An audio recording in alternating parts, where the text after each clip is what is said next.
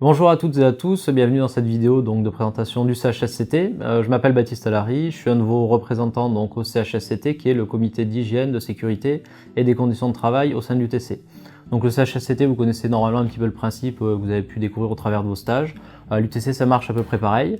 Donc on se réunit 4 à 5 fois par an de manière légale et puis après s'il y a besoin on fait des CHSCT un petit peu plus exceptionnels. On a différentes missions, mais d'abord, qui est-ce qu'on trouve au CHSCT?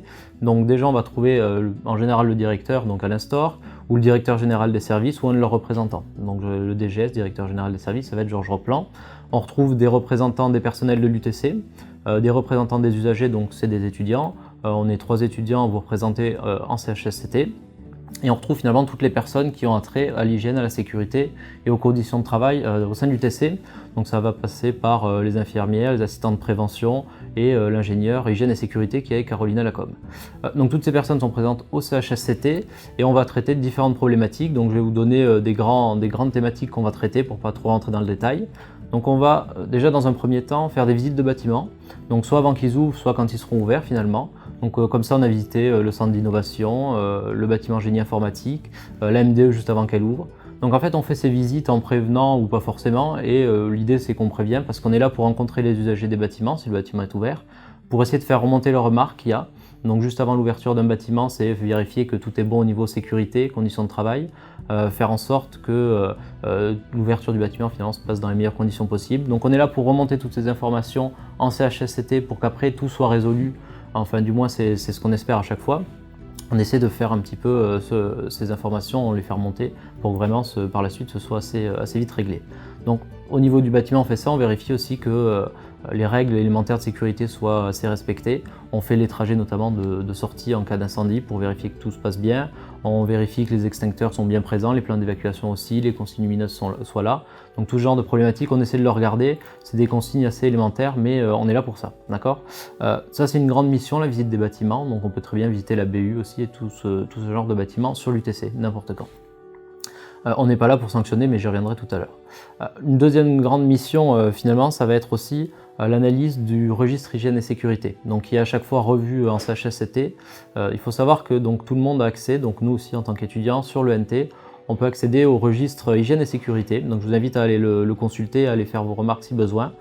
Le principe est simple, c'est que dès qu'on est témoin d'un accident, on va remplir ce registre hygiène et sécurité. On peut aussi faire des remarques liées, donc toujours pareil, à l'hygiène, à la sécurité ou aux conditions de travail. Par exemple des problèmes de ventilation, il fait trop chaud, il fait trop froid. Évidemment, le but c'est pas d'inonder ce registre, hein, mais si on peut faire évoluer un petit peu ces problématiques au sein de l'UTC, il faut remplir ce registre pour essayer de cibler un petit peu les problématiques au sein de l'école. Ça, je vous invite à le remplir dès que vous pouvez. Évidemment, on n'a pas besoin de 3000 personnes qui nous disent la même chose, mais n'hésitez pas à faire remonter vos remarques.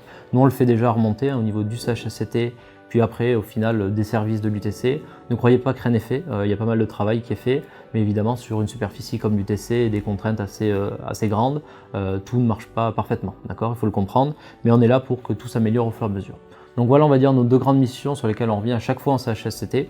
Après, il va y avoir évidemment d'autres missions que je ne vais pas détailler ici, sinon la vidéo risque d'être vraiment trop longue. Concrètement, sur la visite de bâtiment, je vous disais, on n'est pas là pour sanctionner. Un exemple, au niveau, on avait visité la MDE juste avant l'ouverture, et puis après, on était là aussi pour appuyer des demandes, notamment de locaux de stockage, donc des problèmes de sécurité se posaient, par exemple au niveau du pic.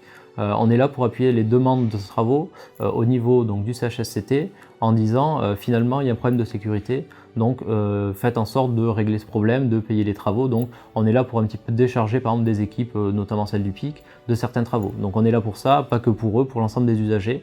Donc on est vraiment là pour que le bien-être des étudiants soit assuré, que la sécurité soit aussi assurée au fur et à mesure. Donc voilà, on n'est pas là pour sanctionner, on est là pour améliorer au fur et à mesure notre sécurité finalement, puisque le directeur de l'UTC et l'UTC aussi sont responsables de notre sécurité, de la sécurité de tous les personnels. Et pour finir, je vous dirais que donc on va se réunir en CHSCT début décembre pour aborder un sujet, donc déjà ces sujets, puis un autre, qui va être l'accessibilité donc aux étudiants handicapés et aux personnes à mobilité réduite. Début décembre, donc c'est une problématique aussi qu'on traite comme tant d'autres. Donc si vous avez des questions, n'hésitez pas à nous contacter directement au CHSCT ou à contacter vos élus qui nous feront part de vos messages parce qu'évidemment on traite beaucoup de sujets. Merci d'avoir regardé cette vidéo sur le CHSCT et encore une fois on attend vos remarques et vos questions si vous en avez. Merci.